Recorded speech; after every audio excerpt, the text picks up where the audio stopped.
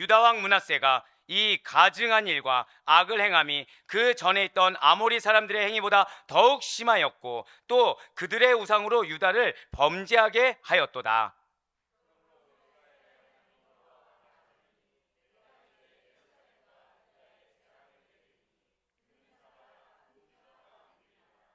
내가 사마리아를 잰 줄과 아합의 집을 달인 보던 줄을 예루살렘에 베풀고 또 사람이 그릇을 씻어 엎은같이 예루살렘을 씻어 버릴지라.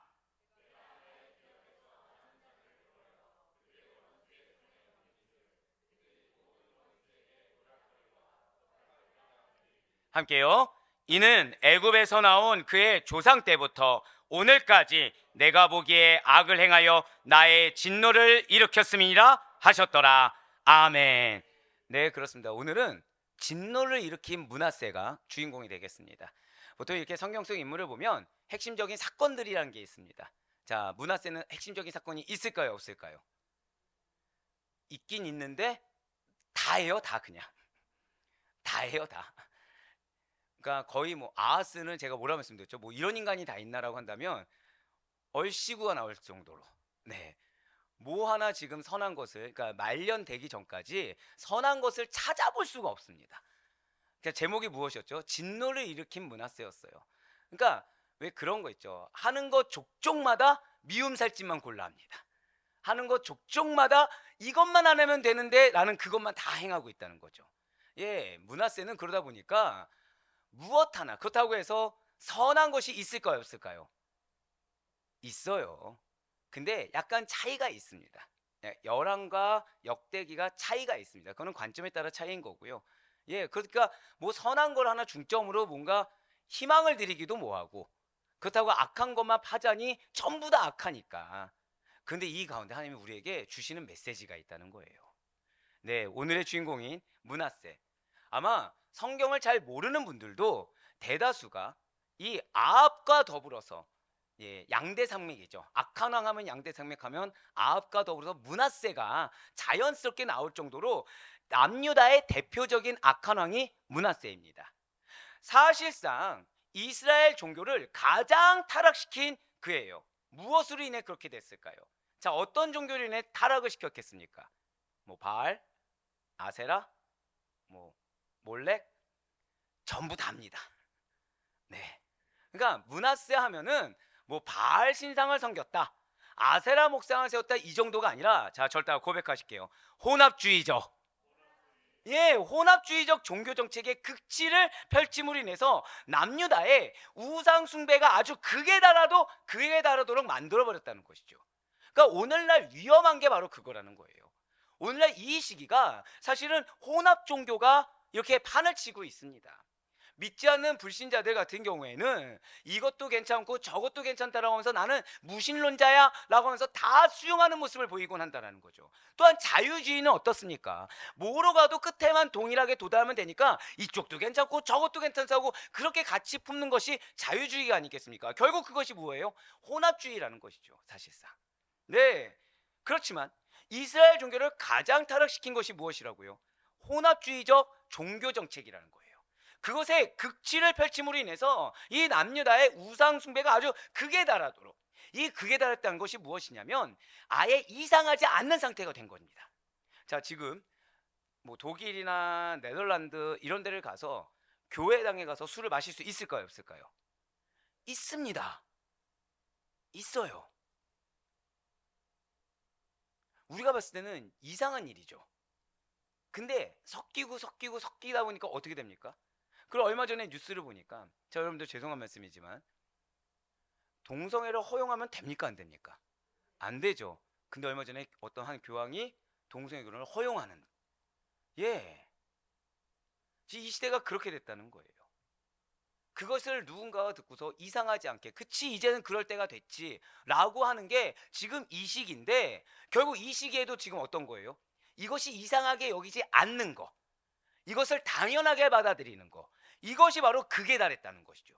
즉 여러분들 이걸 기억하셔야 됩니다. 우상 숭배가 극에 달했다는 것은요, 그냥 단순히 뭐 그리스도인들을 배척하고 다른 종교만 섬겨야 된다, 이게 극에 달한 것이 아닙니다.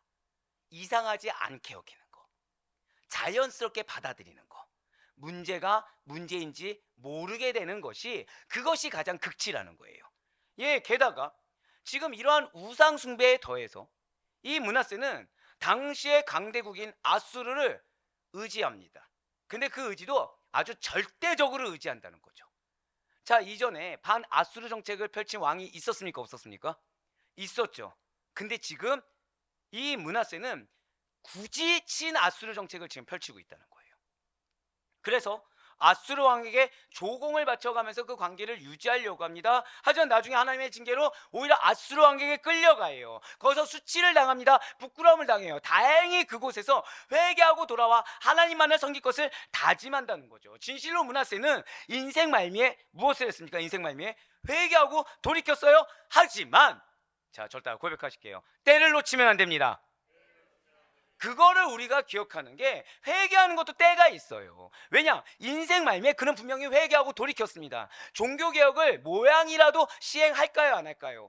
모양이라도 종교개혁을 시행하려고 한다는 거예요. 하지만 그를 결국에 지칭하는 말씀이 무엇입니까?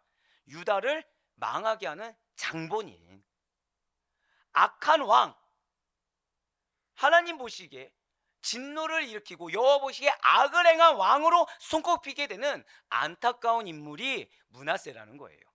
이러한 므낫세의 이름의 뜻이 무엇이냐? 절대 고백하실게요. 망각하게 하는 자.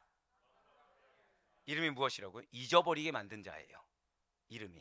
또는 고난과 역경을 잊어버리게 하는 자, 또는 잊어버리게 함, 이런 뜻을 갖고 있어요. 네, 그렇습니다. 므낫세는 이름 그대로요, 하나님을 잊어버리게 한다, 이게 아닙니다. 여러 가지 악행을 저질러서요, 그로 인해서 기억하고 싶지 않는 인물이 돼버렸다는 거예요. 잊어버렸으면 좋겠는 인물이 돼버렸습니다. 열왕기하 21장 1절의 말씀입니다.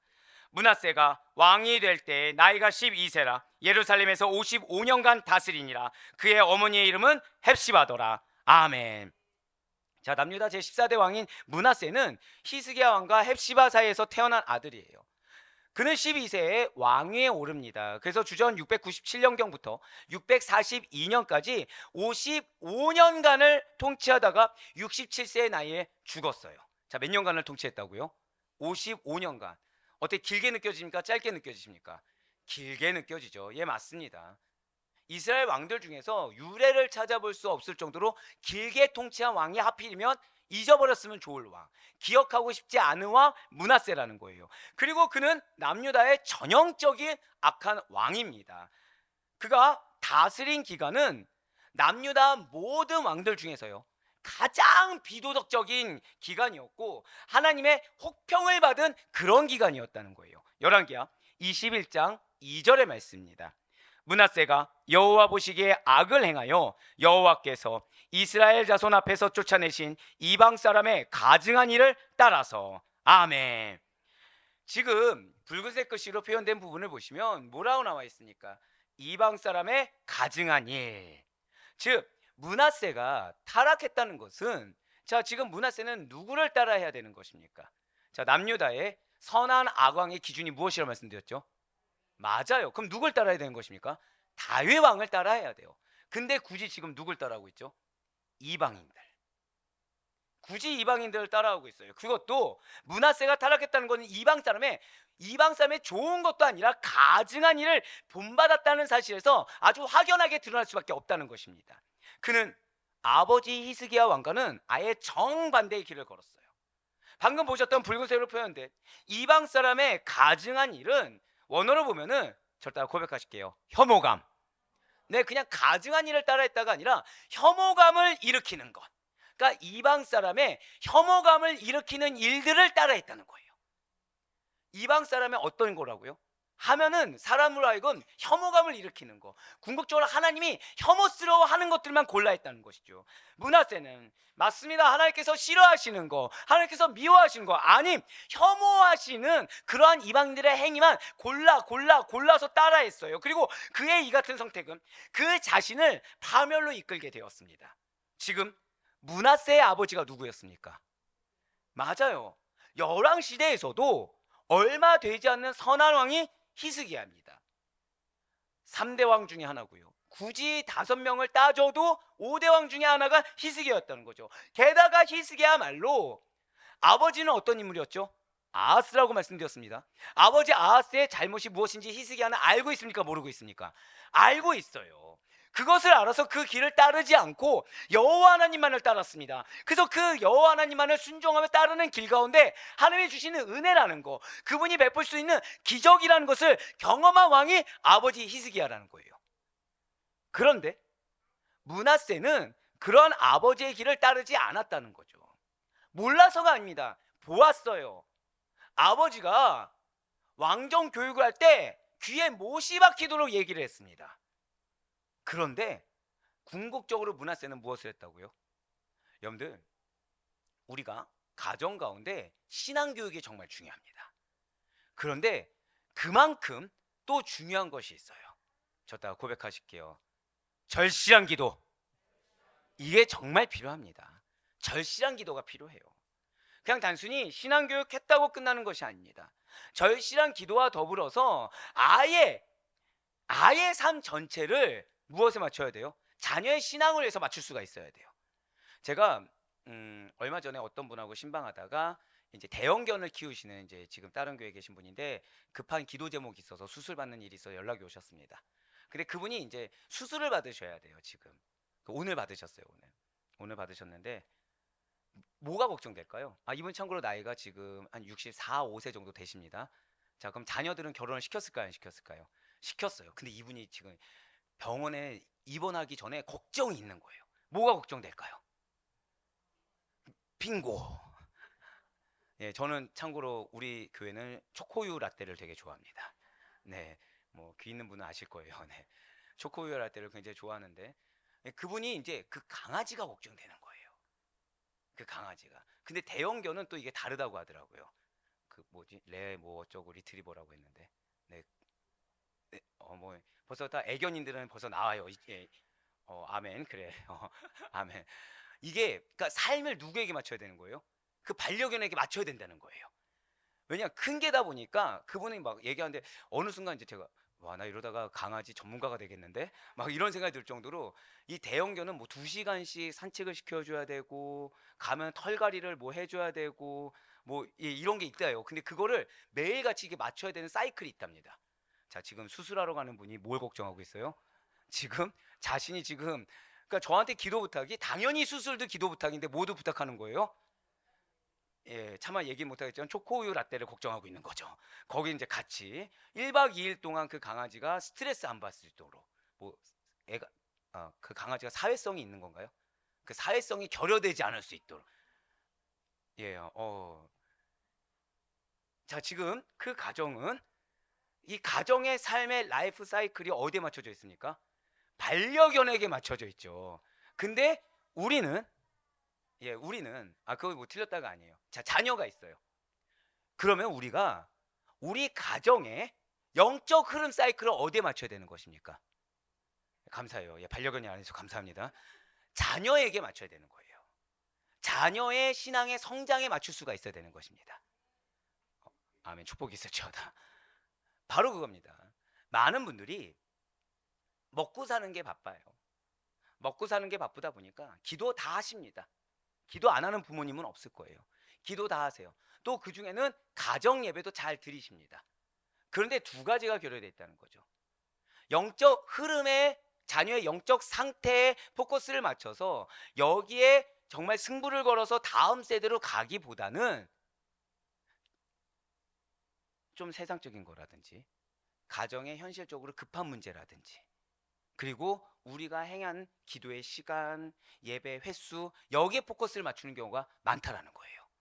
자, 하지만 오늘 므낫세를 보셔야 됩니다. 여러분들 이 역대 사략이라는 것을 보면 히스기야 왕이 이 므낫세를 키우는 데서 가장 승부를 걸었던 것이 무엇이겠습니까? 아버지 아하스의 길을 따르지 않는 거였어요. 자, 사실 자녀들을 경건한 사람으로 양육한다. 자, 제가 지금 교회 다니는 사람이라고 말하지 않았습니다. 경건한 사람으로 양육한다라는 것은 결코 쉽지 않습니다. 하지만 그럼에도 불구하고 보통 부모님의 신앙이 훌륭하다. 그러면 무엇을 기대하죠? 자녀 또한 그 부모님을 보마다 훌륭할 것으로 생각하고 또 그렇게 기대를 한다라는 거예요. 하지만 정말 이 땅 가운데 부모의 신앙이 훌륭하면 자녀의 신앙도 훌륭합니까? 예, 그렇지 않아요. 만약에 그렇다고 한다면 지금 이 땅 가운데는요, 계속 부흥만 해야 됩니다. 그렇죠? 부모가 믿음이 있으면 자녀는 100% 믿음이 있어야 되고, 자, 부모가 자녀를 한 명 낳았어요. 근데 이 자녀가 자녀를 뭐 저희처럼 세 명을 낳았어요. 그러면은 세 명 다 어떻게 해야 돼요? 다 100%. 그 이 세 명이 또 결혼해요. 결혼하면 다 어떻게 되죠? 100% 신앙인이 돼야 되는데 현실이 그렇습니까? 현실이 그렇지 않다는 거예요. 사랑하는 여러분들, 한 번 더 우리 고백합시다. 승부를 걸어야 합니다. 맞아요. 자녀의 신앙에 승부를 걸 수 있어야 됩니다. 내 신앙을 본받는 것이 아니라 자녀가 정말 예수님을 제대로 인격적으로 만나고 자녀가 정말 신앙의 깊이를 더해가며 자녀가 악한 길을 따르는 것이 아니라 선한 길만 따르는 것에 우리가 기도하고 그 가정의 환경 자체를 그 영적 흐름을 그쪽으로 가져갈 수가 있어야 된다는 거예요. 예, 맞아요. 자, 히스기야는 분명히 여호와 하나님의 중요성을 누차 강조했습니다. 제왕하기에 있어서 가장 중요한 것은 아버지 아하스는 어땠습니까? 헛된 길을 걸었죠. 그것이 얼마나 쓸데없고, 그리고 히스기야가 종교개혁을 하는데 쉬웠습니까? 어려웠습니까? 어려워요. 받아들이는 건 쉽지만 깨부수는 것이 어려운 것을 이미 다 교육을 합니다. 그런데 므낫세는 결코 아버지가 걸었던 길을 그대로 걷지 않았다라는 거예요. 사모님, 오늘 반드시 기억하셔야 돼요. 내가 얼마나 교회를 데리고 왔는가, 내가 가정 예배를 얼마나 많이 들었는가 중요할 수 있어요. 하지만 그보다 더 중요한 것은 여러분들이 먼저 중요성을 깨달아야 됩니다. 네. 아멘. 네. 네. 여러분들이 간절하게 하나님께 부르짖어야 돼요. 내 자녀가 지금 교회 나온 걸로 만족해서는 절대 안 됩니다, 여러분들. 지금 우리가 성전 이전을 앞두고 있어요. 계속해서 지금 준비해 가고 있는데, 우리 성전 이전 왜 한다고 말씀드렸죠? 거의 세뇌할 정도 제가 두 가지 목표를 말씀드렸습니다. 지금 성전 보시는 분들은 어떤 분들은 그런 얘기해요. 뭘 두고서 이렇게 하는지를 확연하게 볼 수 있다고 얘기도 해주십니다. 두 가지가 무엇입니까? 첫 번째가 예배의 원활한 환경, 두 번째가 무엇입니까? 다음 세대예요. 자, 그러면 다음 세대를 준비한다고 했을 때 구조만 다음 세대를 맞추면 되는 것입니까? 아니라는 거예요, 여러분. 어머니, 아버지로서의 기도가 간절히 필요한 겁니다. 여러분들의 간절한 기도가 필요하고요. 이 교회가 살아나고 그 교회가 살아나는 가운데 내 가정이 살아나고 이 나라 이민족이 살아나는 것은 나도 중요하지만 환경도 중요하지만 무엇이 중요하다? 한 번 더 고백하실게요. 다음 세대. 다음 세대가 중요하다는 거예요. 그 다음 세대를 위해서 나를 내어 맡길 수 있어야 되는 것입니다. 그 다음 세대를 위해서 영적 흐름을 다음 세대에게 맞춰서 가져갈 수가 있어야 된다는 거예요. 그 가운데 하나님이 여러분들 채워주십니까? 안 채워주십니까? 채워줄 수밖에 없다는 거죠. 이유는 왜입니까? 여러분들이 축복의 통로가 되는데, 여러분들로 인해서 그 영적 흐름이 가는데 여러분들이 은혜를 못 받고 있어요. 그럼 자녀에게, 그리고 우리 다음 세대에게 그 은혜라는 것이 흘러갈 수 있겠습니까? 없다는 거예요. 그렇기 때문에 내가 자녀를 위해서 승부를 걸고 기도하는 거, 내가 다음 세대를 위해서 승부를 걸고 기도하는 건 결국 누구에게 유익입니까? 저 따라 고백하실게요. 나의 유익입니다. 맞아요. 여러분들의 유익이라는 거예요. 그 자녀를 양육할 수 있을 만한 은혜의 분량을 허락하신 줄 믿으시길 바랍니다. 그 자녀를 먹일 수 있을 만큼의 은혜의 분량을 간절히 승부하며 기도하는 자에게 허락하심을 믿으시길 바라겠습니다. 그러한 자들의 가정에 열어주신다는 거예요. 그러한 자들의 교회에 열어주신다는 거죠. 맞습니다. 므낫세는 근데 그 길을 걷지 않았어요. 우리는 왜인지 잘 알고 있습니다. 히스기야가 끝까지 신앙을 지켰나요? 못 지켰나요? 중간에 교만했나요? 안 했나요? 교만했어요. 교만했어요. 여러분들, 죄송하지만 신앙에 있어서 실수는 용납되지 않습니다. 신앙에 있어서 잘못이란 건 넘어갈 수 있는 것이 아니에요. 그럼 어떻게 해야 될까요? 그 순간 빨리 끊어버려야 되는 겁니다. 실수한 순간 끊어야 되고요. 잘못한 순간 빨리 끊어야 됩니다. 이것을 내가 지금 한 걸음 걸었으니까 이 한 걸음이 아까워서 두 걸음 세 걸음 걸으려고 해서는 안 된다는 거예요. 한 걸음 걸었을 때 빨리 돌이켜야 됩니다. 그래서 작은 틈조차 주지 말아야 된다는 거예요. 결국 이 작은 틈, 사단이 들어갈 작은 틈이 결국 누구를 통한 틈이 되는 것입니까? 오늘 히스기야, 누구를 통한 틈이 됐나요? 자녀에게 틈이 돼버렸어요. 자녀에게 틈이 됐습니다. 아버지 히스기야가 요시아와 함께 가장 경건한 왕으로 인정받았음에도 불구하고 그 신앙을 본받는 것이 아니라 무엇을 본받았어요? 히스기야의 연약함을 본받았습니다. 잘한 게 9가지인데 잘못한 거 한 가지를 기가 막히게 본받는다는 거죠. 여러분들 혹시 자녀 키우면서 그런 거 경험하지 않습니까? 여러분들 장점이 있어요. 근데 기가 막히게 뭘 따라하고 있어요? 단점을. 왜 저만 그런 것처럼 여러분들 갑자기 나는 아닌 것처럼 그러십니까? 왜 하나님이 우리의 자녀들의 그런 연약함을 보게 하시는 것입니까? 얘는 누구 닮아서 이래? 이게 아니라는 거예요. 저다 고백하실게요. 내가 회개해야 합니다. 맞아요. 본 사람이 회개해야 되는 거예요. 경험한 사람이 회개해야 되는 것입니다. 그것이 그 순간 끊는 거가 된다라는 거예요. 여기서 너 닮았어, 누구 닮았어 이런 순간 죄의 싹은 천차만별로 풍성해지게 된다는 것이죠. 열매를 맺게 된다는 거예요. 하지만 사랑하는 여러분들, 하나님이 기회를 주십니다. 근데 그 기회는 나에게서 기회처럼 느껴지지 않을 수가 있어요. 하지만 그 기회라는 것은 영적으로 분별하는 자에게는 기회란 걸 깨달을 수밖에 없습니다. 실수할 수 있어요. 하지만 용납될 수는 없는 것입니다. 잘못할 수 있어요. 넘어갈 수는 없는 것입니다. 저도 한번 더 고백하실까요? 즉시로. 네, 그렇습니다. 즉시로 끊어버리지 않으면 안 된다는 사실을 여러분들 반드시 놓치지 마시길 바라겠습니다. 예, 맞습니다. 분명 히스기야 주변에는요 훌륭한 선생들 많았어요. 또한 히스기야 자신도 경건했기 때문에 은혜도 맛보았고 돌이킴도 맛보았습니다. 그래서 그 자식이라고 한다면 바르게 성장시킬 수가 있었음에도 불구하고 결과는 판이하게 너무나 다르게 드러냈다는 것이죠. 믿음의 증거만이 나와야 되는데 불순종의 증거, 우상 숭배의 증거만 허다하게 남아버렸다는 거예요. 부모의 그러한 좋은 신앙과는 무관했던, 그래서 정말 철저하게 부모가 승부를 걸지 않으면 안 된다라고 볼 수밖에 없는 이 므낫세의 악행은 총 4가지 정도로 손꼽을 수가 있습니다. 첫 번째는 부친 히스기야가 산당을 철폐했어요. 왜 아시다시피 곳곳마다 찾아다니면서 철폐했습니다. 그것을 굳이 다시 세워버렸어요. 철폐한 산당을 다시 세웠다는 것이죠. 두 번째로는 바알과 아세라 1월 성신을 숭배했습니다. 자, 결국 무엇이죠? 아까 말씀드렸다시피 혼합주의. 그냥 온갖 신이라는 거 다 섬긴 거예요. 1월 성신이 무엇입니까? 하늘의 해, 달, 별, 자연 다 섬긴 겁니다. 그냥 할 수만 있다면 다 섬긴 거예요. 세 번째는 므낫세가 아예 여호와를 대적해서 여호와의 성전에 이방신을 위한 제단을 쌓아버렸습니다. 자, 이게 굉장히 중요해요. 악한 왕 중에 이 여호와의 성전에 제단을 쌓은 왕이 있을까요, 없을까요? 이렇게 물어보는 거는 거의 없기 때문이겠죠. 어지간해서는 아무리 악한 왕이라고 하더라도 계속 말씀드렸습니다. 몰렉만 섬긴 게 아니에요. 바알만 섬긴 게 아닙니다.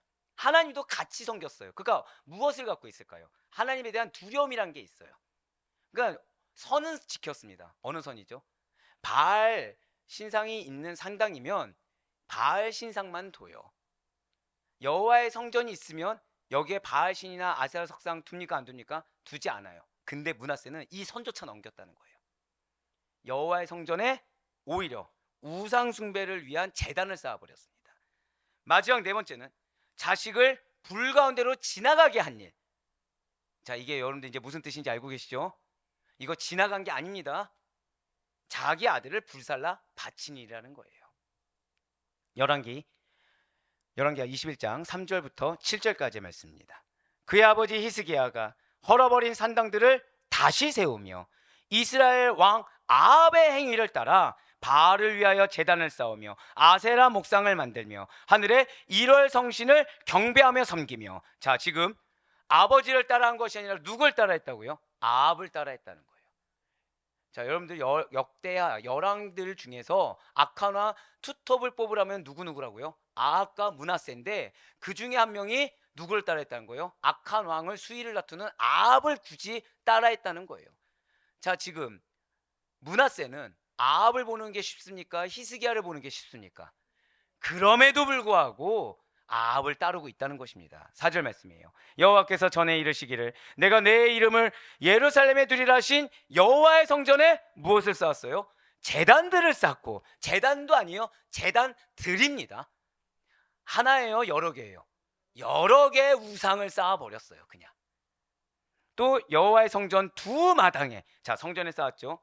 자, 이제 마당에 또 뭘 쌓아요? 하늘에 1월 성실을 위하여 제단들을 쌓고, 성전 안에 쌓고 마당에도 더 많이 쌓았습니다. 또 자기의 아들을 불 가운데로 지나게 하며 점치며 사수를 행하며 신접한 자와 박수를 시인하며 여호와께서 보시기에 악을 많이 행하여 그 진노를 일으켰으며 또 자기가 만든 아로 새긴 아세라 목상을, 자, 아세라 목상을 또 누가 만들었어요? 왕이 직접 목상을 조각을 합니다. 있던 목상을 만들어라, 있던 목상을 사거나 이것도 아니에요. 본인이 친히 종교심을 담아서 친히 만듭니다. 그 아시다시피 부처님 오신 날 그 전에 이 불신자들은 무엇을 하죠? 어떤 분들 같은 경우는 조각을 합니다. 진짜 해서 불당에 올려놔요. 그걸 드립니다. 그 자기의 불심을 드린다고 합니다. 예, 그거 한 거예요. 지금 그거 한 거예요. 아로 새긴 아세라 목상을 어디에 세웠어요? 친히 성전에 세웠더라. 옛적에 여호와께서 이 성전에 대하여 다윗과 그의 아들 솔로몬에게 이르시기를 내가 이스라엘의 모든 지파 중에서 택한 이 성전과 예루살렘에 내 이름을 영원히 둘지라. 아멘. 지금 므낫세는요, 이 예루살렘 성전에 여호와 하나님께서 거하신다는 걸 알까요, 모를까요? 알고 있습니다. 아는데 무엇을 합니까? 자기가 직접 새겨서 성전에 둡니다. 다른 신들 둡니다. 마당에도 둡니다. 이것을 무엇을 했다고요? 대적했다는 거예요. 그냥 같이 겸하여 섬기는 게 아니라 대적을 해버렸습니다. 한마디로 하나님 필요 없어요. 하나님 나가세요. 하나님은 여기 있을 곳이 아닙니다. 여기는 아세라 여신이 있어야 될 곳입니다. 이걸 그냥 고백한 거랑 똑같다는 거죠. 그렇습니다. 지금 여러분들이 혹시나 놓칠까봐 여쭤보는데 므낫세 어디 왕입니까? 남유다 누가 세우셨습니까? 하나님이 세우셨죠. 왜? 다윗의 계보를 이었으니까요. 예, 맞아요. 므낫세는 하나님께서 세우신 선민 남유다의 왕입니다. 그럼 누구의 종이 되어야 되나요? 하나님의 종이 돼야 돼요. 그것도 당연히 하나님의 충성된 종이 돼야 됩니다. 왜요? 아버지를 통해서 하나님께서 얼마나 은혜를 베푸시는지, 아버지를 통해서 하나님께서 우리의 죄악 가운데서도 얼마나 용서하시고 기적을 베푸시는지, 회개하는 자를 얼마나 기쁘게 받으시는지를 이미 봤어요. 봤는데도 불구하고, 그래서 그걸 본자의 합당하게 하나님의 충성된 종이 돼서 그분의 은혜를 받아야 되는데, 므낫세는 결코 하나님의 종으로서, 아니, 종도 아니에요. 하나님 나라의 백성으로서 보일 수도 없고 보여서도 안 되는 행동만을 일삼았다는 것입니다. 므낫세는 하나님이 아니라요, 이방신의 충성스러운 종이었고요, 아수르의 충성스러운 종이었습니다. 앞서 말씀드린 대로, 자, 지금 남유다는 왕정국가입니까? 신정국가입니까? 신정국가예요. 그러면은 굳이 따지자면 친 여호와 정책을 취해야 되는 거죠.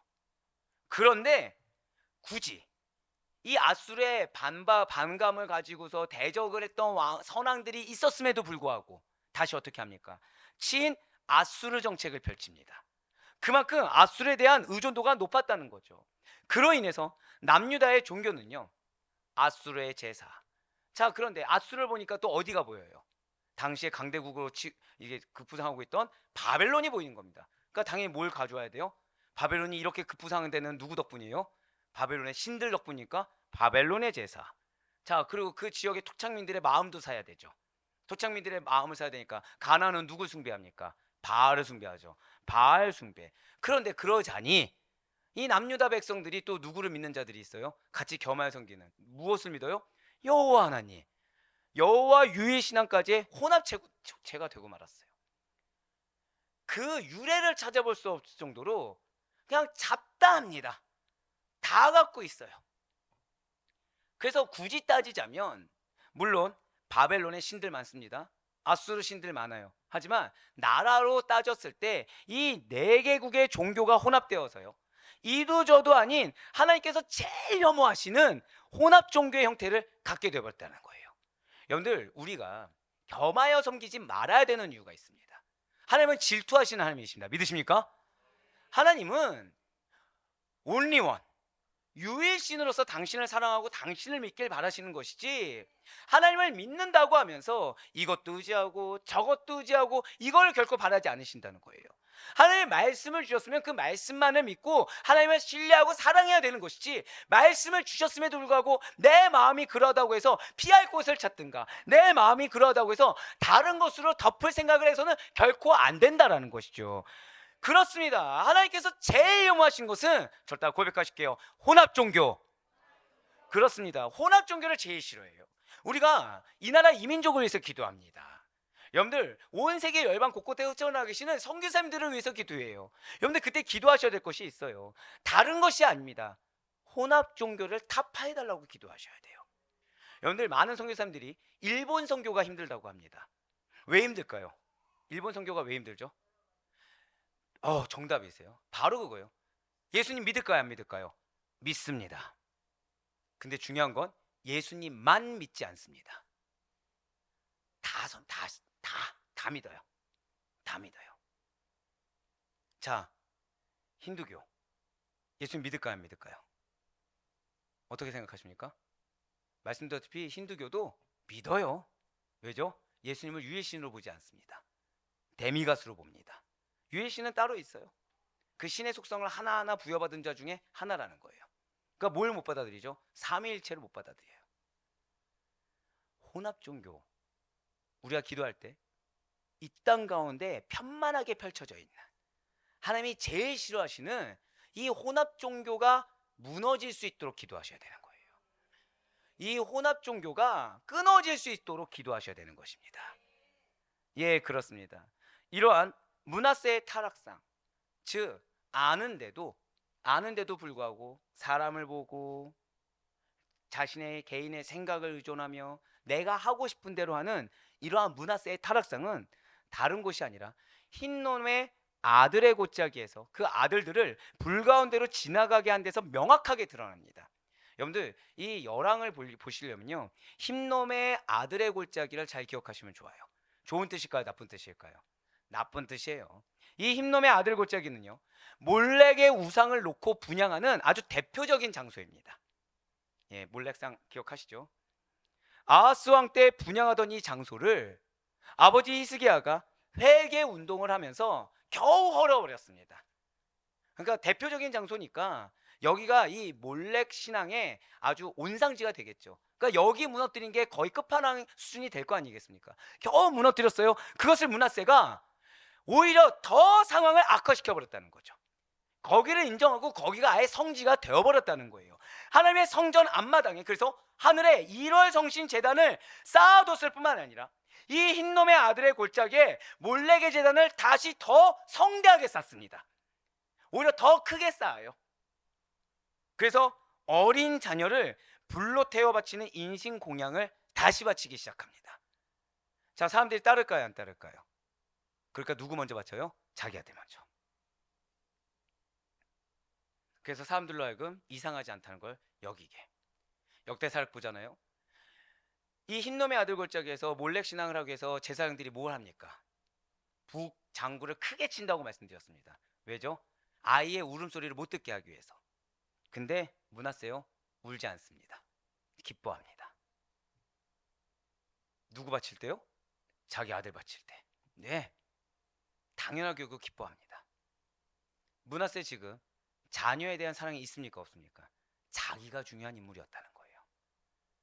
자기를 위해서 자녀를 희생시킬 수 있는 그런 아버지였다는 거죠. 그렇습니다. 지금 므낫세는요, 아버지 히스기야 왕이 제정한 종교개혁을요 정면으로 거부했습니다. 하나님을 정면으로 거부했습니다. 인간의 모습을 정면으로 거부했습니다. 여호와 하나님만을 섬기고 율법에 순종하라는 명령 역시도 정면으로 거부해 버렸습니다. 그렇기 때문에 므낫세가 당할 운명은 좀 여러분들 소름 돋겠지만 결국 유리하며 방황하는 자처럼 되는 것이 결과라는 거예요. 열왕기하 21장 8절의 말씀입니다. 만일 이스라엘이 나의 모든 명령과 나의 종 모세가 명령한 모든 율법을 지켜 행하면 내가 그들의 발로 다시는 그의 조상들에게 준 땅에서 떠나 뭐하지 아니하게 한다고요? 유리하지 아니하게 하리라 하셨으나. 아멘. 여러분들 유리하다면 누가 생각나십니까? 놀랍지 않습니까? 우리는 창세기 4장에서 가인이 언제 유리하게 된다는 저주를 받게 됩니까? 하나님의 얼굴을 피해서 떠나죠. 자기만의 성을 쌓습니다. 아무리 쌓고 쌓아도 쌓아집니까? 안 쌓아집니까? 안 쌓아진다고 말씀드렸어요. 왜죠? 땅에서 소출을, 즉 땅에서 성과를 낼 수가 없는데 하나님은 뭐 하라고 했습니까? 너가 지은 죄가 있으니까 유리하며 방황하며 하나님의 천수답의 은혜를 맛보면서 회개하고 돌이키는 삶을 살라는 거예요. 너의 죄를 후회하는 삶을 살라는 겁니다. 그런데 이 회개하는 삶이 결국 무엇이 있다고 말씀드렸나요? 형통과 무탈이 있다는 거죠. 그런데 싫은 거예요. 내 욕망은 무엇이었다고요? 정착하고 싶은 겁니다. 나의 성을 쌓고 싶은 거예요. 안정적으로 살고 싶은 겁니다. 근데 쌓아도 쌓아집니까? 안 쌓아집니까? 안 쌓아져요. 가인이 하나님의 말씀을 거부한 거, 하나님의 말씀을 멀리한 결국이 무엇이었습니까? 말씀을 듣지 않고 거부하고 속이고 그 범죄를 저지른 그 결국이 무엇이었습니까? 땅에 정착하지 못하고, 한번 고백하실까요? 유리하고 방황하는 자. 예, 그것이 되는 거예요. 이 유리하고 방황하는 자가 느끼는 감정이 무엇입니까? 느끼는 그 체험하는 삶이 무엇인가요? 절대 고백하실까요? 슬픔과 탄식의 삶. 여러분들 이거를 기억하셔야 돼요. 지금 창세기서부터 어디까지 지금 이어지고 있습니까? 열왕까지 지금 이어지고 있죠. 말씀을 거부하는 자, 하나님의 말씀에서 하나님의 얼굴을 피해서 자기 속여 놓은 대로 자기가 원하는 대로 죄를 지은 자, 하지만 인정하지 않고 회개하지 않고 도망친 자가 갖는 삶이 무엇이라고요? 유리하고 방황하는 삶인데 그 삶이 어떤 삶입니까? 무엇이 나오는 삶이요? 슬픔과 탄식의 삶이라는 거예요. 가인이 그러합니다. 지금 누가 또 그런 거죠? 므낫세가 그러한다는 거예요. 그렇습니다. 그가 지금 므낫세가 가인과 마찬가지로 유리하게 되는 것은 결코 다른 게 아니에요. 하나님께서 친히 명령하신 율법, 그 말씀을 지켜 행하지 않았기 때문이라는 거죠. 우리는 이 므낫세를 바라볼 때, 또는 아합을 바라볼 때, 악한 왕을 바라볼 때 어떠한 범죄를 저질렀는가, 여기에 포커스를 많이 둡니다. 즉 예를 들면 1월 성신을 어디에 두었느냐, 이 인신공양이 얼마나 처참했느냐, 이런 걸 포커스를 둡니다. 하지만 여러분들, 그런 거에 포커스 두기 이전에 우리가 집중해야 될 것이 있어요. 그것은 무엇이냐? 절대 고백하실까요? 말씀. 맞아요.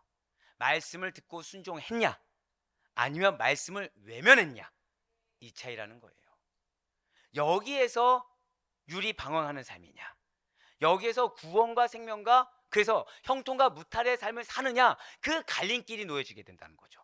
여러분들, 다른 데 갈림길이지 않습니다. 우리 실수할 수 있어요. 우리 잘못 저지를 수 있습니다. 하지만 말씀을 외면해서는 안 됩니다. 말씀을 모른 척해서도 안 돼요. 그 말씀 앞에 하나님이 원하시는 반응을 보여야 됩니다. 이것이 무엇이죠? 저 따라 고백하실게요. 반드시 믿음의 증거를 보이겠습니다. 네, 맞습니다. 믿음의 증거는 다른 것이 아니라는 거예요. 한 번 더 고백하실까요? 말씀에 반응하라. 바로 그거예요. 말씀에 반응해야 된다는 거예요. 말씀에 반응해야 되는 것입니다. 지금 므낫세는요, 유리하게 된 원인은 다른 게 아니에요. 악한 죄악을 범하기 이전에 율법을 지켜 행하지 않았기 때문이라는 것이죠.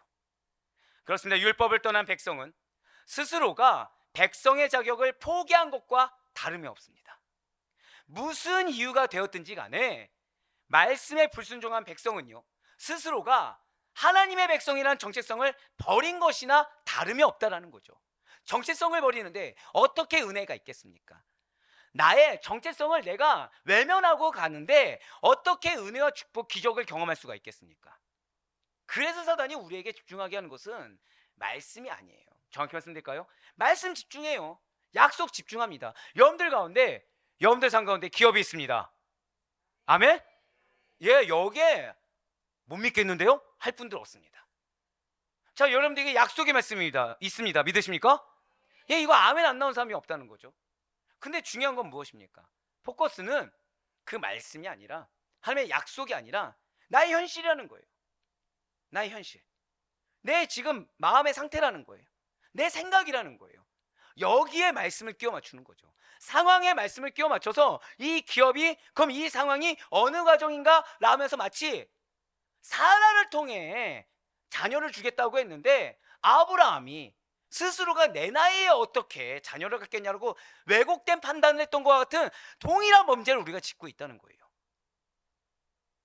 그런데 여기에 희망이 있죠. 그래서 아브라함은 유기당했습니까? 아니에요, 여러분. 저 다 고백하실게요. 지금.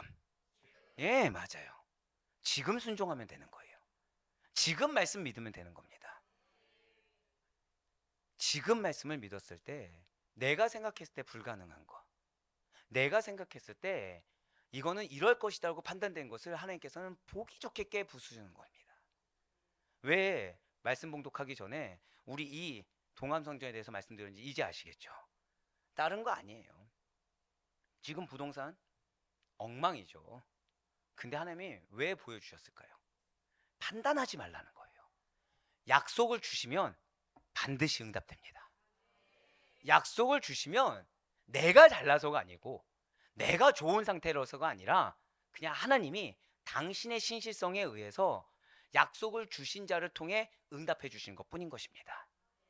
이걸 잊지 말아야 돼요. 하지만 므낫세는 가장 잊지 말아야 될 정체성을 잃어버렸다는 거예요. 내 정체성이 어디서부터 시작됐는지 그걸 놓치고 누구에게 포커스 맞췄습니까?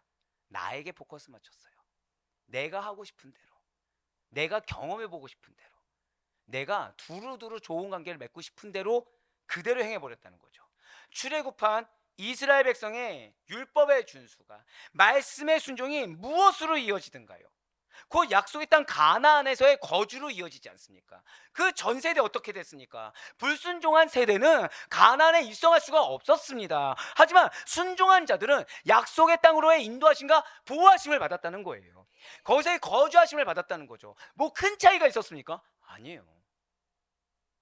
그렇게 큰 차이 아닙니다. 하지만 우리가 큰 차이가 아니라고 생각한 것이 사실은 건너기는 불가능한 영역이라는 거죠.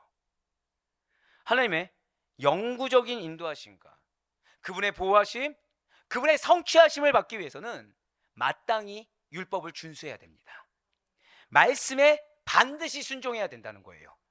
하지만 그러한 선례들이 허다함에도 불구하고 이 므낫세의 악행이라는 것은 남유다에서 그 유래를 찾아볼 수 없을 정도로 심각한 거라는 거예요. 남유다에서 악한 왕이라고 평가받고 있는 어떤 아달랴나 아하스조차도 성전 안에는 앞서 말씀드린 대로 우상을 세웠습니까? 안 세웠습니까? 감히 우상을 세울 생각을 못합니다. 그런데 므낫세가 어때였죠? 하나님께서 기거하시는 거룩한 성전에 각종 우상의 제단은 물론이요, 심지어 아세라 목상까지 친히 만들어서 세운 므낫세입니다. 이러한 그의 악행은 므낫세의 타락의 심각성을 우리가 눈으로 보듯이 훤히 보이게 해주는 그 증거가 된다는 것이죠. 바로 열왕기하 21장 9절의 말씀입니다. 이 백성이 듣지 아니하였고 므낫세의 꽹을 받고 악을 행한 것이 여호와께서 이스라엘 자손 앞에서 멸하신 여러 민족보다 더 심하였더라. 아멘. 지금 이 말씀 기억하셔야 돼요. 하나님이 무엇을 질책해서 지금 왜 멸망의 길로 인도하신지를 여기에 지금 답이 나와 있습니다. 지금 붉은색으로 표현된 부분에 앞에 뭐라고 나와 있습니까? 이 백성이 뭐 하지 않았다고요? 자, 지금 므낫세의 죄악에 대해서 나왔는데 하나님 지금 누굴 얘기하셨습니까? 갑자기 백성을 얘기하셨어요. 예, 맞습니다. 진실로 므낫세는 하나님의 말씀을 듣지 않았어요. 심지어 이스라엘 자손 앞에서 멸하신 여러 민족, 즉 가나안 정복 시에 가나안 땅에서 쫓겨난 가나안 족속들보다 더 심하게 좀 이 우상 숭배하는 걸로 따지면 더 신실하게 우상 숭배를 했다는 거죠. 특히 그의 통치 기간이 55년이나 되었다는 점에서 비추어 볼 때 그의 타락이 이 남유다, 지금 나와 있는 이 백성들에게 미친 악한 영향이 어떻겠습니까? 아주 절대적이라는 거예요. 55년 동안 여러분들이 살아가면서 이렇게 생각하시면 됩니다. 55년 동안 여러분들의 삶과 문화가 어디에 맞춰져 있어요? 바알, 우상에게 맞춰져 있다 생각해 보시길 바래요. 처음에 1, 2, 3년 정도는 그러려니 합니다.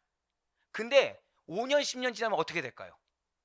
이제는 그러려니 하는 사람보다, 그거에 이거 문제 있어 라고 하는 사람보다, 이것이 왜 안 받아들여? 왜 문제 있다고 해? 하는 사람이 더 많아진다는 거예요. 즉 55년 정도라고 하면은 지금 백성들은 이미 물이 들 대로 들었다는 거예요. 분명 남유다는 제16대 왕 요시야 때 종교개혁을 통해서 여호와 신앙을 어느 정도 회복하기는 합니다. 하지만 그의 사후에 다시 전적으로 타락기를 걷게 됐는데, 이는 모두가 므낫세가 55년간 다스리면서 백성들은 이미 우상 숭배에 익숙해져 버렸다는 거예요. 남유다의 백성들은요, 이 므낫세의 전철을 밟아 이미 심각하게 타락해버린 결과를 보일 수밖에 없었다는 거죠. 그런데 21장 9절 말씀을 보시길 바래요.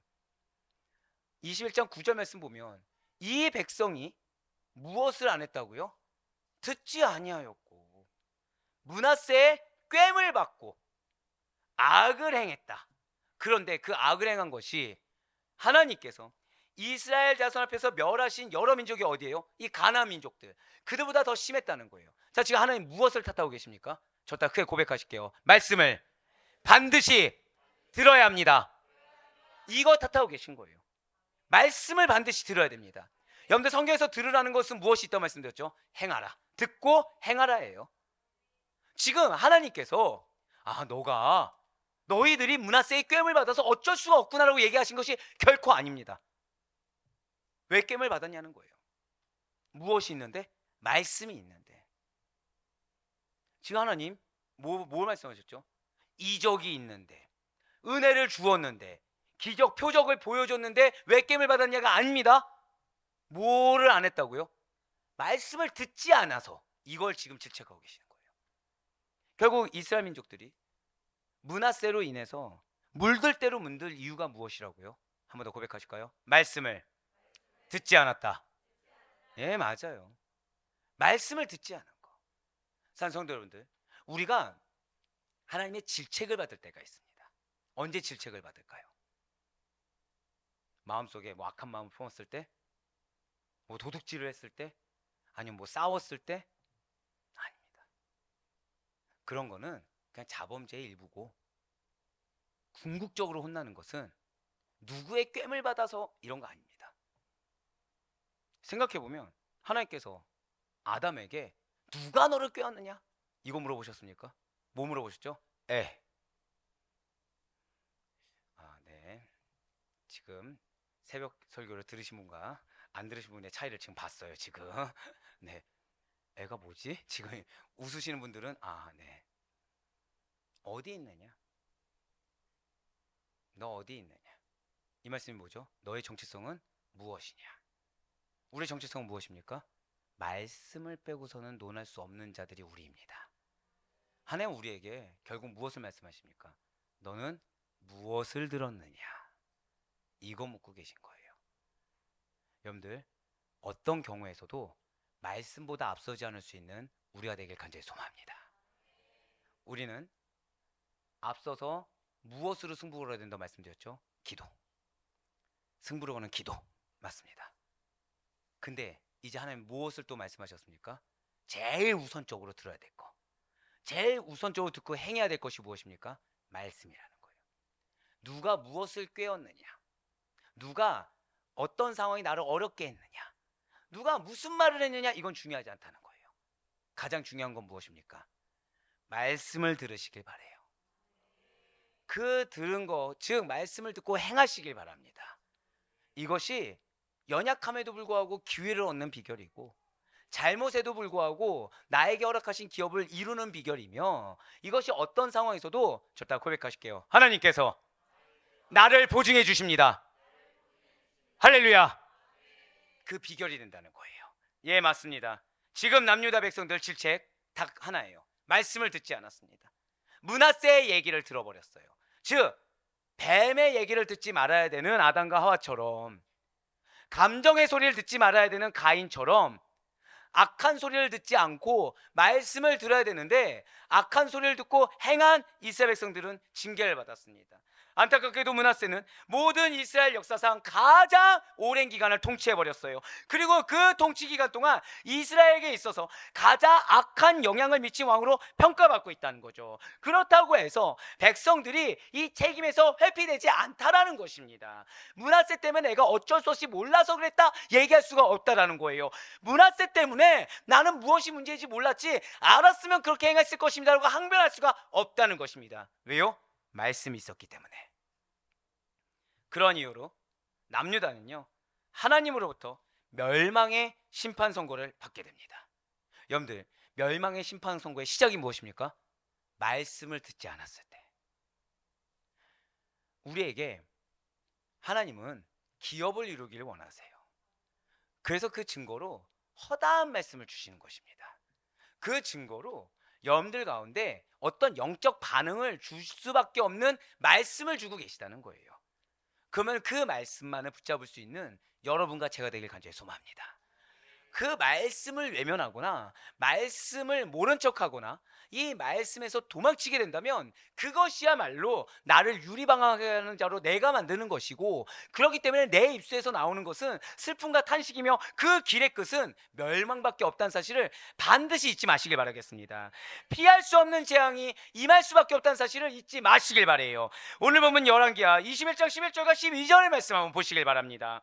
유다 왕 므낫세가 이 가증한 일과 악을 행함이 그 전에 있던 아모리 사람들의 행위보다 더욱 심하였고 또 그들의 우상으로 유다를 범죄하게 하였도다. 자, 유다 왕 므낫세가 가증한 일과 악을 행한 것이 무엇입니까? 백성들을 꽹 거예요. 말씀을 자기만 외면한 것이 아니라 백성들을 꿰어버렸습니다. 그것이 아모리 사람들이 그들을 유혹한 것보다 더 심했고, 그래서 그들의 우상으로 하여금 범죄하도록 유도해버렸다는 거죠. 12절 말씀입니다. 그러므로 이스라엘 하나님 여호와가 말하노니 내가 이제 예루살렘과 유다에 재앙을 내리리니 듣는 자마다 두 귀가 울리리라. 아멘. 자, 지금 빨간색으로 뭐라 나와 있습니까? 재앙을 내리리니 듣는 자마다 두 귀가 울리리라. 이것이 무엇일까요? 이제 남유다 백성들은 이 두 귀가, 왜 여러분들 왜 쩡쩡하고 울리는 거, 왜 제 목소리가 이제 갑자기 크게 들릴 때 귀가 막 아플 정도 울릴 때 있으시죠? 없으시면 더 크게. 네, 그럴 정도로 지금 공포스러운 심판의 말씀만을 듣게 되는 거예요. 이제 자, 이전에 어떤 말씀이었습니까? 축복의 말씀이에요. 은혜의 말씀입니다. 기회의 말씀이에요. 근데 이제 어떤 말씀을 듣게 된다는 거예요? 공포스러운 심판의 말씀만을 듣게 되는 거예요.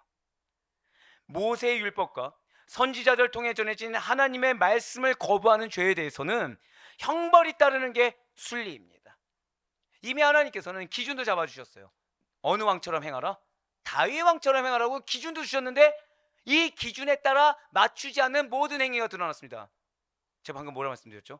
기준에 따라 맞추지 않는 모든 행위. 무엇이 생각나십니까? 죄의 정의가 생각나시죠? 죄가 무엇입니까?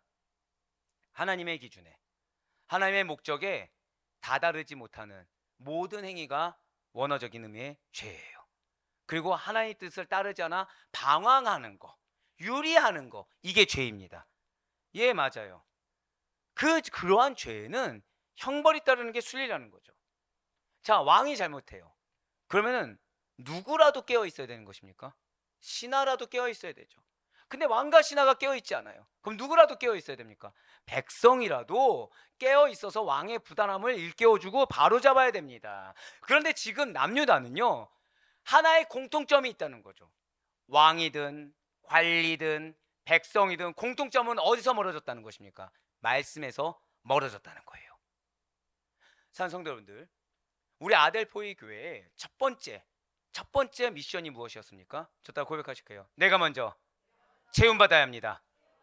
예, 그 체험이 어떤 체험이었나요? 말씀의 체험이에요. 말씀의 체험. 왜일까요? 여기서부터 부흥이 시작되는 겁니다. 이 말씀에서부터 회복이 시작되는 거예요. 사실 근데 너무 당연한 말씀이라는 거죠. 우리의 정체성이 무엇입니까? 우리의 정체성은 하나님 나라의 백성입니다. 우리의 정체성은 예수 그리스도의 보혈 공로로 말미암아 구원받은 그리스도입니다. 우리의 정체성은 말씀으로 살고 말씀으로 죽는 천국 백성입니다. 믿으십니까? 그렇기 때문에 우리의 정체성에 합당한 것은 무엇으로 시작해야 되나요? 말씀으로 시작해야 돼요. 무엇으로 회복해야 되나요? 말씀으로 회복돼야 돼요. 행동의 동기부여 무엇으로 말미암는 것입니까? 말씀으로 말미암을 수밖에 없다는 거죠. 그렇기 때문에 말씀의 풍성함 가운데 건다고 한다면 지식적인 풍성함이 아닙니다. 듣고 깨지고 은혜 받고 채워져서 아니까 죄의 영역은 점점 축소되고 그 가운데 순종으로 행하는 영역들이 내 삶 가운데 넓어졌을 때 이때 변화가 임하기 시작한다는 거예요. 예, 맞습니다. 믿는 자의, 정확히는 하나님의 택하신 백성들의 정체성을 유지할 수 있는 것, 드러낼 수 있는 것은 말씀을 믿는 거예요. 말씀을 행하는 거예요. 그럼 좋습니다. 여러분들 가정이 다 말씀으로 올바로 서 있습니까? 뭐 그런 분도 있을 거고 아닌 분도 있겠죠. 근데 공통적인 것은 뭐 가정이 서 있다고 하더라도 직장, 뭐 회사, 학교, 나에게 붙여준 영혼들이라는 건 반드시 존재한다는 거예요. 결국 우리를 하나님께서 뭐라고 하셨습니까? 한 번 더 고백하실까요? 내가 영적 리더입니다. 네, 내가 영적 대표격이고 영적 리더예요. 그런 내가 무엇으로 서 있어야 되는 것입니까? 말씀으로 서 있어야 된다는 거예요. 그런데 이제 말씀을 지식에서 알고 그냥 풍성하게 은혜 받아서 어느 정도 영적 백골이 넓어지는 거에서 끝나는 것이 아니라 이제는 어떤 때가 도래한 것입니까? 증거를 보이셔야 돼요.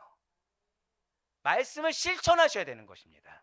말씀을 여러분 삶 가운데 적용을 해서 여러분들 삶 가운데 실천해서 저따가 고백하실게요. 반드시 선한 영향력을 보여야 합니다. 예, 맞습니다. 말씀을 통해서 선한 영향력을 보이실 때가 됐다는 거예요. 이제 말씀을 통해서 여러분들의 주변의 영혼들이 여러분들의 변화를 목도할 수 있어야 된다는 거죠. 과거의 모습과 달라져야 된다는 것입니다. 이거는 선택사항이 아니라는 거예요. 필수라는 것입니다. 자, 지금 므낫세가 어떻게 보면 줏대가 있어요. 지금 므낫세 아주 줏대가 있죠. 처음부터 말씀 들었습니까? 안 들었습니까? 안 들었어요. 끝까지 안 듣는 겁니다. 이런 므낫세가 변화를 받는다고 한번 생각해 보세요. 그럼 뭐부터 해야 되죠? 자기 부인부터 해야 돼요. 내가 처음에 가졌던 이 왜곡된 줏대를 버릴 수 있어야 됩니다. 이 나를 멸망의 길로 갖는 이 가치관을 버릴 수 있어야 돼요. 그리고 거기를 무엇으로 채워야 되는 것입니까? 하나님의 말씀에 순종으로 채워야 된다는 거예요. 그렇지 않으면 므낫세는 변할 수가 없습니다. 그렇지 않으면 므낫세에게 맡겨진 양들은 변할 수가 없어요. 예, 맞습니다. 지금 그 누구도 남유다는 깨어있지 않아요. 남유다는 왕이건 신하이건 백성들이건 누구나 할 것 없이 모두 다 한 통속이 되어서 하나님의 진노를 하는 행동마다 하는 말마다 그 진노를 격발시키고 있다는 거죠.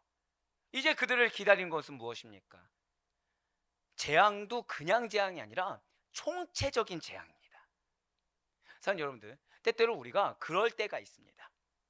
사방으로 우겨쌈 당한 것 같은 것처럼 느껴질 때 있으십니까? 네, 그때가 회개할 때예요. 나는 억울할 수 있고 답답한 상황 가운데 놓일 수 있습니다. 근데 그때가 어떤 때라고요? 내가 말씀 가운데 깨어있지 않는 거, 내가 지금 말씀의 영역이 아닌 다른 영역이 있는 거에 대한 인정과 더불어 회개함으로 나아가야 된다는 거죠. 왜요? 하나님이 내리는 징계의 극치가 무엇입니까? 유기당함 이전에 총체적인 재앙이 있다는 거예요. 하나님께 반역하는 행위가 얼마나 악한 결과를 가져오게 되는지 바로 이 재앙을 겪은 다음에서야 사람들은 이방인의 길을 경계함을 깨닫게 될 것입니다. 말씀이 주어져도 듣지 않았어요. 말씀이 허락돼도 무시했습니다. 스스로가 좋은 대로 행한 결과에 대해 결산하는 바로 그때 이방인의 길에 대해서 경각심을 갖게 된다라는 거예요. 이때면 다행인 것입니까? 아니면 이미 늦은 겁니까? 이미 늦었어요. 이미 이때는 늦는 겁니다. 사랑하는 우리 성도 여러분들, 우리는 그래서는 안 된다는 거예요. 말씀이 주어졌을 때가 이미 저다 고백하실게요. 어느 정도 위험성이 있습니다. 이거를 자각해야 돼요. 말씀이 나에게 주어졌을 때 그래서 그 말씀이 내 안에서 무언가 반응을 보였을 때 우리는 어떻게 생각해야 된다고요? 아, 나 이미 위험성이 있다. 하나님 보시기에 지금 나 위험성이 있다. 이거를 지금 자각하고, 근데 그때가 어떤 때라고요? 저 딱 고백할게요. 지금이 기회입니다. 맞아요. 지금이 기회인 줄 알고 돌이켜야 된다는 거예요. 우리 모든 성도님들은 아예 이방의 길은 쳐다보지도 말아야 됩니다. 계속해서 지금 하나님 강조하고 계시죠. 자, 사탄 대화할 대상입니까? 아니면 정복해야 될 대상인 것입니까? 정복하고 멀리해야 될 대상인 거죠. 예, 맞습니다.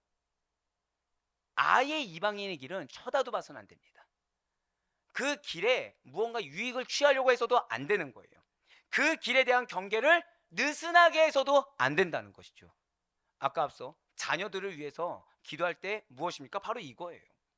자녀들이 당연히 잘 가겠지라는 호언장담을 해서는 안 됩니다. 자녀들이 얼마나, 나의 가족들이 언제든지 다른 길로 빠질 수 있는 그 길에 대해서 늘 항상 영적 경각심을 갖고서 느슨하게 대하는 것이 아니라 승부를 걸어야 된다는 거예요.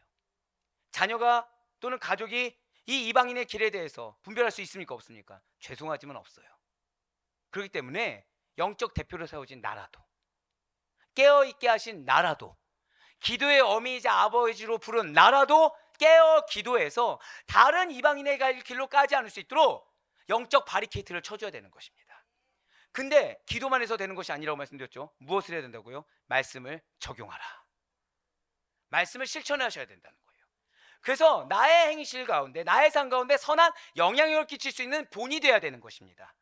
이방인의 신앙과 타협하는 것도 옳지 않아요. 그 달콤하고도 익숙한 길을 걷기 위해서 불순종을 핑계대는 일도 결코 발생해서는 안 되는 것입니다. 오직 하나님 편에 서고자 힘써야 돼요. 오직 그 하나님의 뜻대로 행하는 데만 힘써야 되는 것입니다. 후회할 것이 없게 만들어야 돼요. 그 가운데 주님의 은혜가 임하는 것입니다. 그 가운데 주님의 축복이 무엇인지 경험하게 하신다는 거예요. 열왕기하 21장 13절의 말씀 한번 보시길 바래요. 내가 사마리아를 잰 줄과 아합의 집을 달인 보던 줄을 예루살렘에 베풀고 또 사람이 그를 씻어 엎음같이 예루살렘을 씻어버릴지라. 아멘. 자, 지금 사마리아를 잰 줄과 아합의 집을 달인 보던 추가 어디 겁니까? 자, 사마리아 어느 나라 거죠? 북이스라엘이죠. 아합의 집 어디에 있습니까? 북이스라엘이죠. 즉 북이스라엘의 죄악, 북이스라엘의 범죄를 재고 이렇게 달아보던 그 줄과 줄을 지금 어디에다 적용시키기 했다는 거예요? 예루살렘은 어디에 있습니까? 남유다에 있죠. 남유다에게 하겠다는 거예요. 그러면서 범죄한 예루살렘에 대해서 무엇이라 지금 말씀하니까? 사람이 마치 그름을 씻어 엎음같이 예루살렘을 어떻게 하시겠다고요? 씻어버릴지라. 자, 여기서 씻는다가 무엇일까요? 여기서 씻는다는 진짜 실제로요, 청소와 설거지입니다. 이 씻는다가 무엇이라고요? 청소, 설거지를 뜻합니다. 실제로 이렇게 번역된 히브리어는 마하라고 합니다. 마하. 즉 그 뜻은 닦아낸다, 닦아내서 청소하다, 그릇을 깨끗이 닦아내다, 이런 뜻을 갖고 있다는 거죠. 이 단어가 맨 처음 쓰임 받을 때가 있습니다. 이 단어 맨 처음 언제 쓰여졌을까요? 노아의 홍수 때 쓰임 받아요. 이 마하라는 단어가 처음 등장 언제 한다고요? 노아의 홍수. 즉 지금 이 히브리서 열왕기하 21장 13절 말씀은 지금 하나님께서 어느 정도로 진노하신 거예요? 노아의 홍수를 내릴 정도로 지금 진노하신 거예요. 지금 죄악이 지금 그 정도라는 것입니다. 세상의 죄악이 관영함을 보시고 하나님께서는 온 세상을 물로 닦아내셨습니다. 물로 청소하시고 물로 아예 설거지를 해버리셨어요. 그렇듯이 예루살렘에 대해서도 지금 동일한 형벌을 내리시겠다는 거예요. 진실로 하나님께서는 지금 이 마하라는 한 단어를 통해서 비유를 하고 계십니다. 그래서 이 마하라는 단어들은 유대인들, 노아의 홍수 생각할 수 있을까요? 없을까요? 생각할 수밖에 없어요. 마하라는 단어를 들면 그러니까 왜 우리 그런 거 있죠. 어떤 단어를 들으면 우리가 바로 연상할 수 있는 것처럼 히브리인들에게 있어서, 유대인들에게 있어서 마하라는 단어는 필연적으로 뭐가 생각나는 거예요? 노아의 홍수, 이렇게 생각나는 단어입니다. 그러니까 하나님은 생각날 수밖에 없는 단어를 주신 거예요. 지금 그래서 강력한 예루살렘에 대한 당신의 진노가 어느 정도인지, 그래서 심판을 어느 정도로 강력한 것인지를 지금 메시지를 전달하고 계시다는 거예요. 지금 13절에서 말한 비유는 마치 그릇에 담긴 찌꺼기들을 다 쏟아버리고 깨끗이 씻어 엎어놓는 것처럼 예루살렘을 완벽하게 파괴시켜버리겠다는 거예요. 당신이 택한 백성들 아니면 아무도 살아날 수 없게끔 예루살렘을 완벽하게 멸망시켜버리겠다는 하나님의 의지를 담아 마하라고 얘기하신 것입니다. 살아남은 백성들은 그냥 살아남아서 노아와 같이 믿음을 잘 지키며 사는 것도 아니죠. 살아남은 백성들은 어디로 갑니까? 바벨론에 포로로 잡혀감으로써 아무것도 남지 않게 할 것이다. 그 의미를 지금 담아서 마하라고 이야기하고 계시다는 거예요. 이러한 하나님의 메시지 성취됩니까? 안 됩니까? 되어버렸어요. BC 586년 바벨론의 침공으로 예루살렘 성전이 완벽하게 무너집니다. 남유다가 완전하게 멸망함으로 아주 그대로 성취되게 되었다는 거예요. 그렇습니다. 하나님께서는요, 범죄한 당신의 백성들이 죄를 지으면 마치 지저분한 그릇을 설거지하듯이, 청소하지 않으면 안 될 정도로 더러운 곳을 청소하듯이 아예 깨끗이, 언제처럼요? 노아의 대홍수 때처럼 깨끗이 쓸어버리신다는 거예요. 한번 고백하실까요? 마하. 기억하세요. 꼭 기억하시길 바래요. 그런데 자, 노아의 대홍수 때 우리가 쌓아놓은 세상 자랑 소용이 있습니까? 없습니까? 방패막이라고 생각하는 어떤 강력한 권력 소용이 있습니까? 없습니까? 탄탄하다고 믿었던 경제 기반 소용이 있습니까? 없습니까? 아무것도 없어요. 인간적으로 의지할 수 있는 것이 아무것도 없습니다. 죄를 쓸어버릴 때 의지할 수 있는 건 무엇이죠? 오직 단 하나, 하나님께 베푸신 구원밖에 없어요. 하나님께서 베푸신 은혜밖에 없습니다. 노아의 대홍수 때 그 노아의 방주에 누가 들어가 있었습니까? 하나님께 택하신 자 아니면 허락되지 않았어요. 우리는 그래서 신앙생활 하는 거예요. 우리는 그냥 뭐 믿으면 좋으니까, 믿으면 축복받으니까, 이것이 아니라 이 믿음이 아니면 구원받을 수가 없기 때문에, 이 믿음이 아니면 이 마라는 하나님의 진노 앞에서 건진받을 수가 없기 때문에, 그래서 신앙생활 하는 겁니다. 근데 이 신앙생활 할 때 어떻게 대면할 수가 있겠습니까? 이 믿음 생활을 할 때 어떻게 하나님 앞에서 마치 가인처럼, 마치 지금 므낫세처럼, 마치 범죄한 아담과 하와처럼 내 소견에 오른 대로, 내 기준대로 하나님께 은혜는 요구하면서 도망치기도 하고 숨기도 하고 범죄 저지로, 어떻게 그럴 수가 있단 말입니까? 그럴 수 없다는 거예요. 사랑하는 성도 여러분들, 아무것도 하나님의 죄를 쓸어버리는 이 마하 앞에서는 버틸 수가 없다는 사실 잊지 마시길 바래요. 아무것도 남아있을 수가 없고 그러한 하나의 진노를 가리울 것은 단 하나도 존재하지 않다는 사실을 잊지 마시길 바랍니다. 그래서 무엇이 소중한 것입니까? 저다 고백하실까요? 믿음이 제일 중요합니다. 자, 이제 우리가 앞서서 자녀의 무엇을 위해 승부를 걸어야 되는지 이제 아시겠죠? 믿음을 위해서 승부를 걸어야 돼요. 다음 세대에 신앙의 승부를 걸어야 됩니다. 지금 하나님이 남유다 백성 뭘 질책하셨죠? 말씀 듣지 않은 거 질책하셨어요. 자, 이 시대 악합니까? 안 악합니까? 악해요. 아까 혼합주의 얘기할 때, 혼합종교 얘기할 때 오늘날하고 흡사하지 않습니까? 오늘날 더하면 더하지 덜하지 않습니다.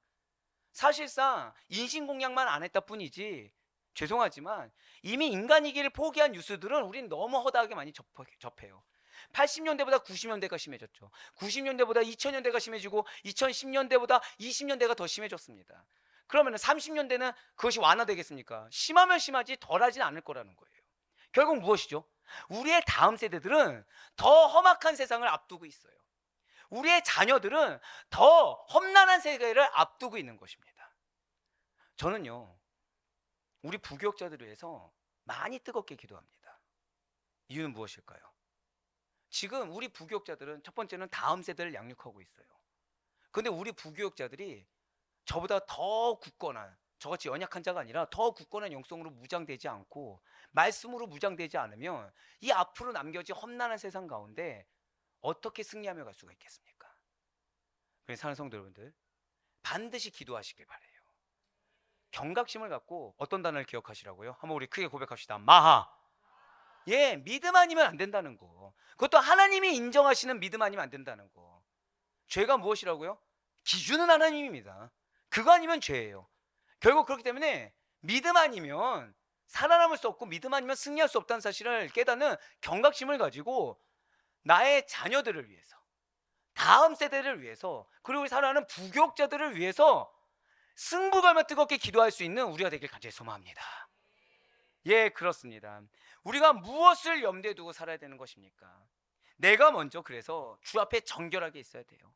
내가 먼저 주 앞에 순적하게 하나님께서 원하시는 대로 내가 먼저 올바로 서는 것이 강하게 되는 유일한 비결이라는 사실을 잊지 마시길 바래요. 중보하기 전에, 기도로 동역하기 전에, 기도로 승부하기 전에 누가 먼저 서라? 내가 먼저 서 있어야 돼요. 내가 먼저 듣고 행해야 되는 것입니다. 내가 먼저 말씀 앞에 자복할 수 있어야 된다는 거예요. 하나님의 말씀을 중심으로 살지 않고 말씀을 멀리하게 되었을 때 이 므낫세와 남유다는 하나님의 버림을 받게 되었습니다. 예, 맞아요. 이게 업무가 쌓이고 쌓이잖아요.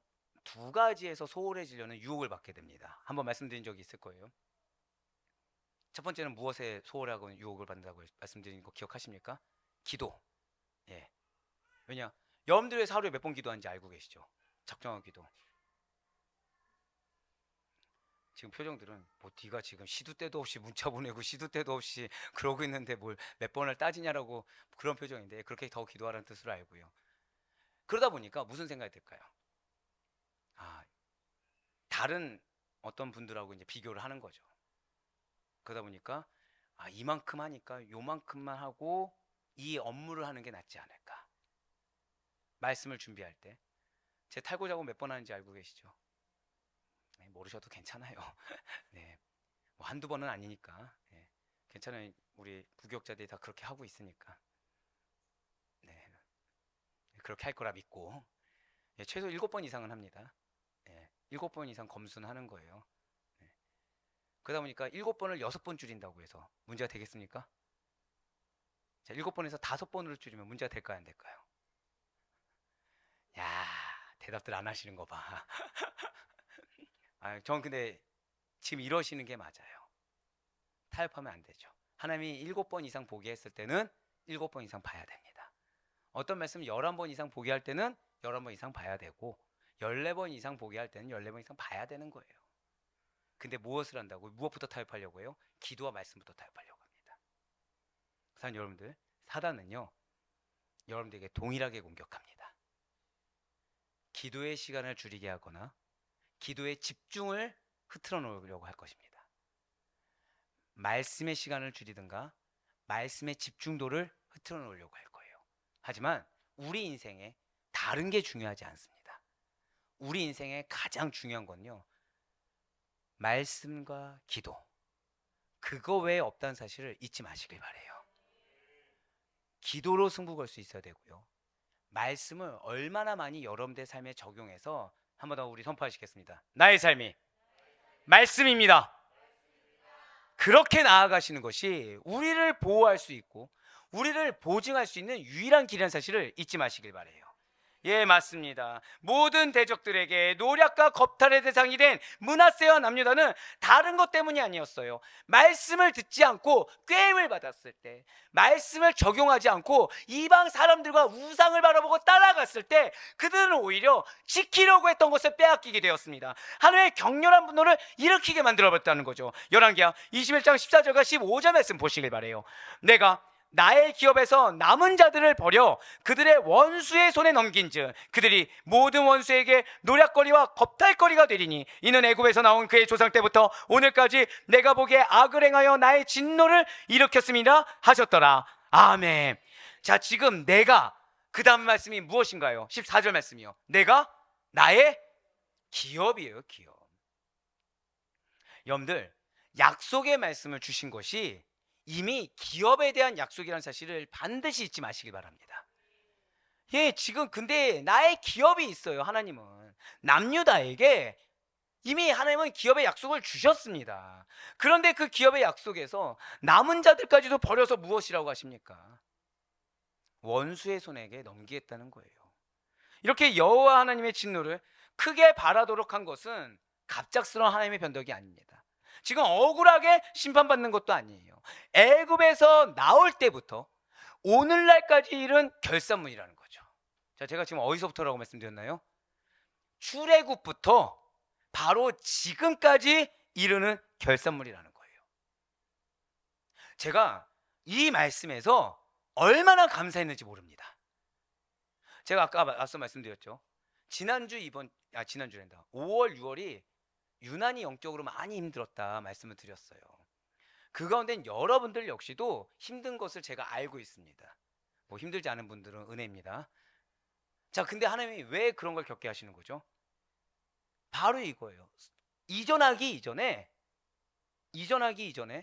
죄악의 결산물을 다 지금 끊기를 원하시는 거예요. 우리가 언제 힘들죠? 나의 죄성을 면전에 보았을 때입니다. 우리가 언제 힘들죠? 사실은 나의 실존을 바라보았을 때예요. 그때 우리는 힘들게 된다는 거예요. 그거 인정하기 쉽습니까? 어렵습니까? 어려워요. 내 눈이 사람을 보게 됩니다. 내 눈이 환경을 보게 해요. 하지만 오늘 이 말씀을 기억하시길 바라요. 지금 하나님의 진노를 바라게 된 것이 애굽에서 나올 때부터 지금 므낫세 당시까지의 결산문이라는 거죠. 지금 하나님께서는 여러분들에게 은혜를 주길 원하십니다. 지금 하나님께서는 여러분들에게 기업을 이루길 원하십니다. 믿으십니까? 그래서 마음의 어려움이라는 거, 그래서 환경의 어려움이라는 거, 그래서 나의 지금 믿음의 실존을 보게 하신 줄 믿으시길 바래요. 결국 이거는 지금 나에게 지금 심판과 저주입니까? 아니에요. 누차 말씀드렸죠. 한 번 더 고백하실게요. 나에게 지금 기회 주고 계십니다. 바로 그거예요.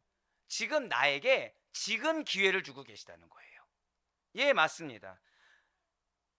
여호와께서는 므낫세 시대의 범죄에 국한해서 남유다를 심판하신 것이 아니라요, 이스라엘 민족의 출발점이 되는, 자, 출애굽 때부터 므낫세 시대에 이르기까지의 행적을 면밀히 살펴보시고 결산하신 후에 심판의 결정을 내리셨다는 거예요.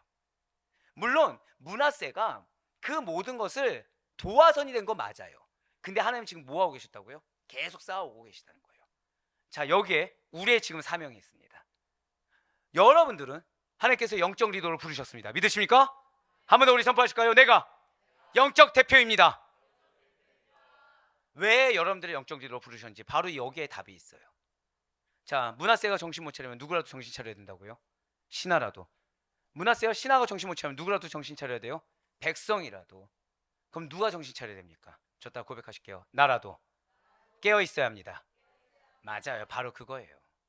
나라도 깨어있기 위해서 내가 먼저 말씀이 삶이 되어야 되는 것이고, 영적으로 기도로 승부하는 가운데 영적 깊이를 더해가며 그 가운데 말씀을 실천하는 나의 삶을 통해서 선한 도전도 주셔야 되고, 그 실천에서 변화된 삶을 통해서 나의 입술에 무게를 줘야 되는 것입니다.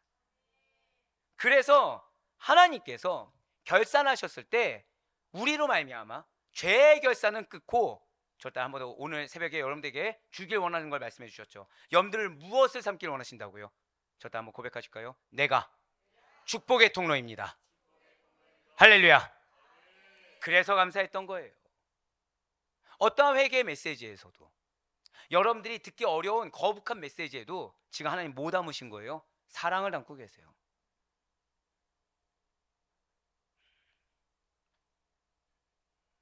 여러분들 정말 사랑하시죠? 하나님은 심판하길 원하시는 것이 아니라 제발 빨리 돌이키라고. 그래서 제발 축복의 통로가 되라고. 왜 너에게 달린 영혼의 무게를 모르냐고 하시는 거죠. 저는 지금 떠나기 전에, 지금 우리가 이제 남아있는 6월달 동안 더 기도를 해야 되겠지만, 이 므낫세가 포함된 것이 얼마나 감사한지 모릅니다. 이유는 왜일까요? 지금 하나님은 빨리 기회를 잡으라는 거예요. 지금 하나님은 빨리 기회 잡아서, 이거는 진짜 수치는, 진짜 부끄러움은 말씀을 듣지 않는 거라고 말씀하시는 거예요. 말씀을 모른 척하는 거. 그래서 혼합주의가 되는 것이 진짜 수치라고 말씀하시는 겁니다. 하지만 하나님께서는 우리의 본질은 무엇이다? 저도 한번 더 고백하실게요. 나의 본질은 축복입니다. 네, 맞아요. 나의 본질은 축복이에요.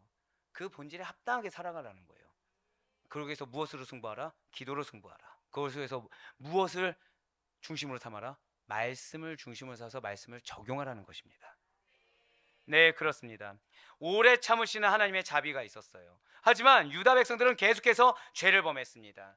그래서 마치 가인이 성을 계속해서 쌓아가는 것처럼 죄가 죄를 더하고 죄를 더해서 죄의 끝도 모른 채 결국 더 심각한 상태로 접어들게 된 남유다인 것입니다. 그러니 드디어 하나님께서는 공의의 심판을 행하지 않을 수가 없게 되었다는 거예요. 므낫세의 죄악이 매우 심각합니다. 남유다의 죄악 역시 심각합니다. 그 어느 누구 하나 깨어있는 자가 없었어요. 그래서 하나님께서는 그를 징계했는데 무엇으로 징계하셨습니까? 그가 의지하는 걸로 징계하셨어요.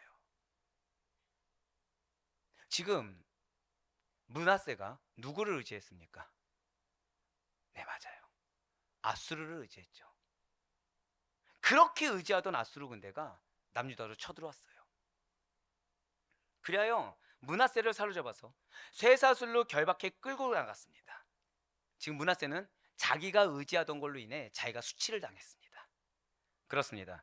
이처럼 하나님께서는 악한 자를 반드시, 죄인을 반드시 징계하십니다.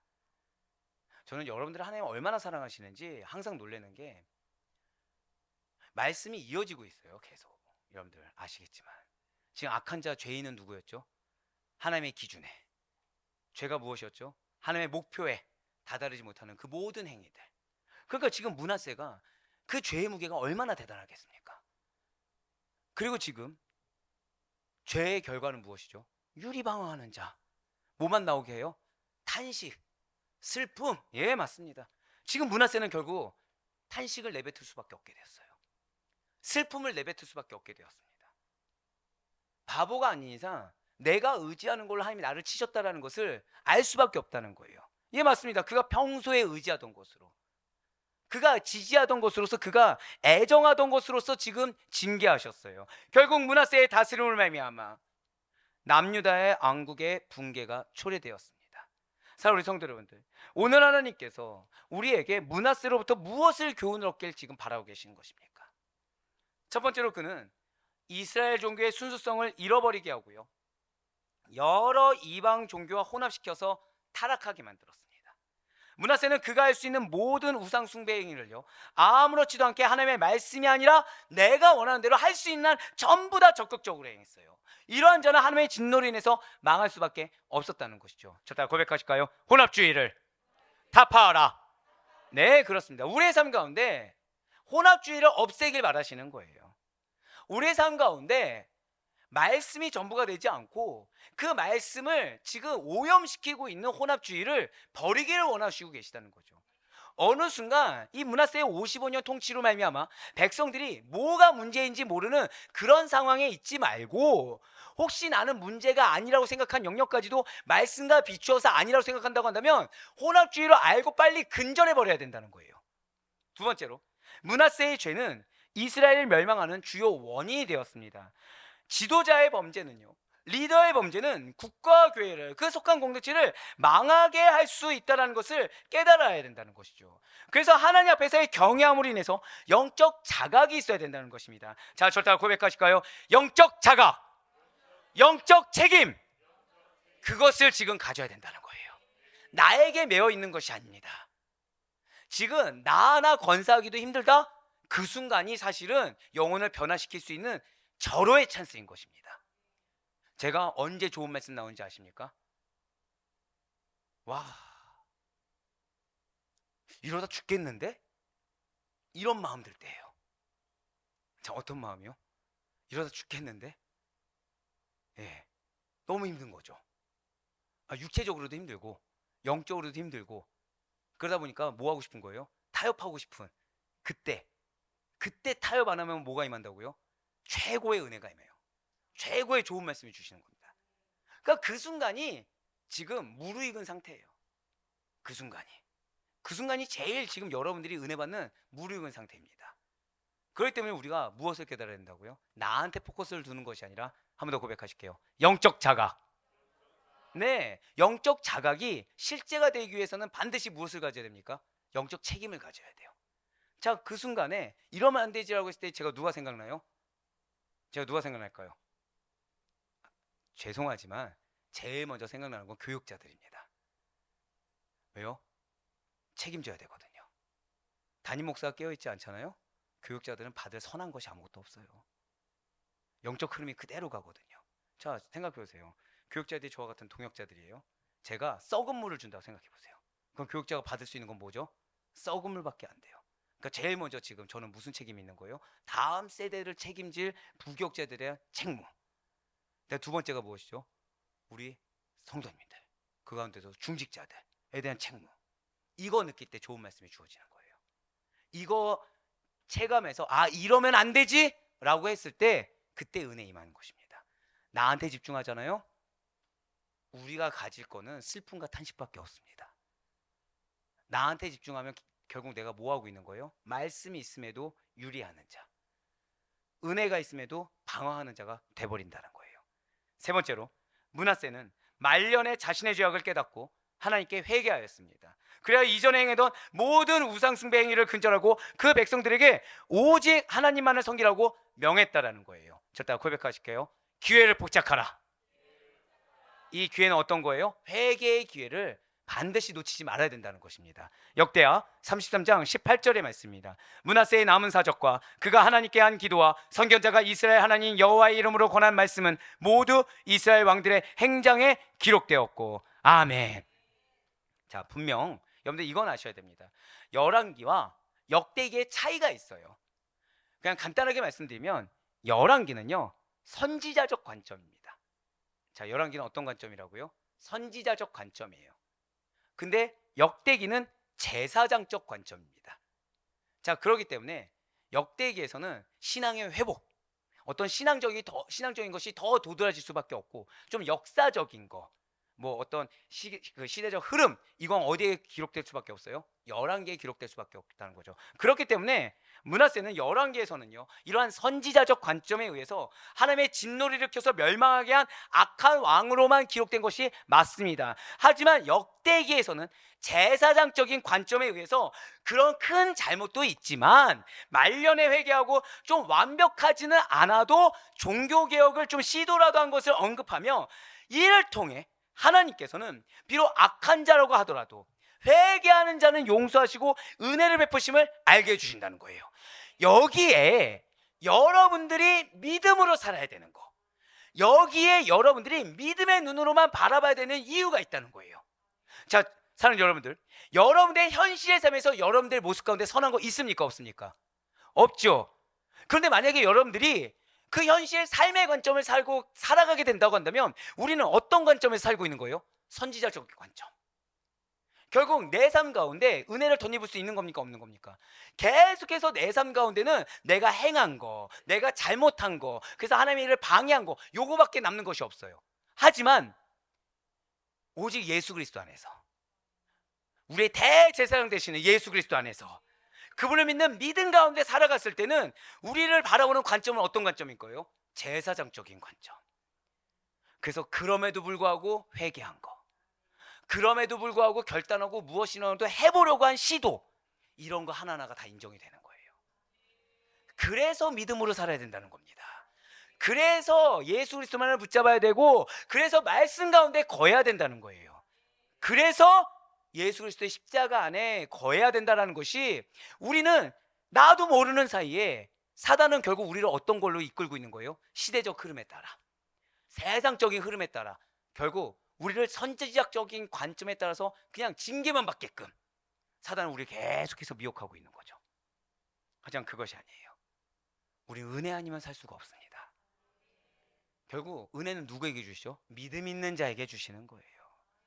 말씀을 어떻게든 붙잡고 아둥바둥하는 자들에게 은혜를 주시는 것입니다. 이와 관련해서 에스겔 18장 30절 말씀을 기억하시길 바라요. 주 여호와의 말씀이니라. 이스라엘 족속아, 내가 너희 각 사람이 행한 대로 심판할지라. 너희는 돌이켜 회개하고 모든 죄에서 떠날지어다. 그리한즉 그것이 너희에게 죄악의 걸림돌이 되지 아니하리라. 아멘. 지금 너희 각 사람이 행한 대로 심판할지라. 여기까지는 무엇입니까? 그냥 선지자적인 관점이에요. 근데 그 다음에 뭐라고 했어요? 돌이켜 회개하고 모든 죄에서 떠날지어다. 이거 뭐예요? 제사장적인 관점에서 선포하고 있다라는 거죠. 사랑하는 성도 여러분들, 진실로 므낫세는 아버지의 선한 길 대신에 말씀을 듣고 행하는 것 대신에 자신이 원하는 길만을 개척하여 나아가고자 했습니다. 그 길이 아무리 눈으로 보기에는 꽃길처럼 보이고 자유를 주는 것 같고 무언가 보장해 주는 것 같지만, 하나님이 없는 곳은 슬픔과 탄식, 고통과 절망의 소리밖에 나올 수가 없는 것입니다. 유리할 수밖에 없고 방황할 수밖에 없어서 무엇을 해도 쌓아 올리지 못하는 헛된 고생만 거듭할 뿐이라는 거예요. 그러한 자들의 마음은 탄식, 절망, 불평, 불안뿐인 것입니다. 그렇기 때문에 우리가 반드시 걸어야 할 것은 오직 예수 그리스도의 십자가의 길 외에는 없다라는 거예요. 우리의 기준은 오직 십자가요. 하나님께서 여러분들에게 약속하신 약속의 말씀에는 아무것도 기준이 안 된다는 사실을 잊지 마시길 바랍니다. 진실로 우리는 사람의 인정과 기쁨보다, 내 자신의 육신의 소욕보다 하나님께서 인정하시고 하나님께서 기뻐하실 수 있는 그리스도인이 우리의 정체성이에요. 우리는 영적 자각을 가지고 영적 책임감 가운데 하나님께 쓰임 받아야만 하는 하나님의 청지기인 것입니다. 하지만 여호와 보시기에 악을 행한 므낫세는 심판을 피하지 못했어요. 영적 자각이 없다 보니까 이것이 심판의 결과가 올 거라는 것을 깨닫지도 못했고요. 남유다의 백성들을 책임져야 되는 영적 책임감도 없다 보니까 스스로 위치에 대한 그런 책임감도 없이 스스로의 상황, 스스로의 입장만이 중요한 므낫세다 보니까 공동체의 멸망을 앞당기고 말았다는 거죠. 우리는 그러한 자가 아닙니다. 지금 오늘 여러분과 저는 이 시간 뜨겁게 부르짖기 위해서 한번 마지막 고백하실게요. 주님께서 나를 초청하셨습니다. 네, 맞습니다. 주님의 초청을 받아서 이 자리가 허락된 여러분과 저예요. 이 자리는요, 멸망의 자리를 분별하는 자리요, 신앙의 타협이 아니라 결단하는 자리인 것입니다. 잊지 말아야 할 것은 내가 나온 것이 아니에요. 주님께서 당신의 뜻하심이 있어서 여러분들을 지금 친히 불러주셨다는 것입니다. 왜 부르셨습니까? 영적으로 깨어있길 바라세요. 왜 부르셨습니까? 영적 책임감을 회복하길 바라십니다. 그 가운데 믿음의 결단으로 여러분들이 온전히 축복의 통로가 되길 원하시는 하나님의 마음을 느낄 수 있길 간절히 소망합니다. 우리는 므낫세가 아니에요. 여러분과 저는 분별하는 자들입니다. 우리는 결단하는 자들입니다. 하나님의 부끄러움 없이 주님의 도구로 충성되어 쓰임받는 주의 도구가 여러분과 저의 정체성인 것을 잊지 마시길 바라겠습니다. 그러니 바라고 느끼는 어떠한 경우에서도 오직 하나님만이 기준이 되시길 바라요. 죄의 참된 의미를 잊지 마시길 바라겠습니다. 우리를 하여금 어떠한 멸망과 신앙의 타협이 없기를 바라요.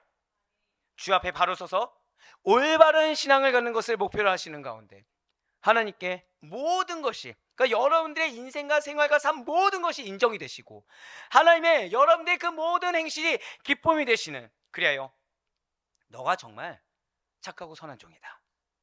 너의 삶은 생명체에서 역사를 기록했더니 이러이러한 잘못이 있었지만 그럼에도 불구하고 회개하고 결단하여 나에게 이런 기쁨을 주었노라 라고 기록될 수 있는, 그래서 그렇게 부름받은 자에게 더하시는 주의 능력을 덧입을 수 있는, 죄송해요, 한 번 더 우리 선포하실까요? 나의 입술에 능력을 주셨습니다. 그 사실을 믿는 믿음으로 뜨겁게 부르시며 나아갈 수 있는 우리 이 기도의 시간, 그리고 여러분들의 삶이 될 수 있기를 주님의 이름으로 간절히 축원합니다.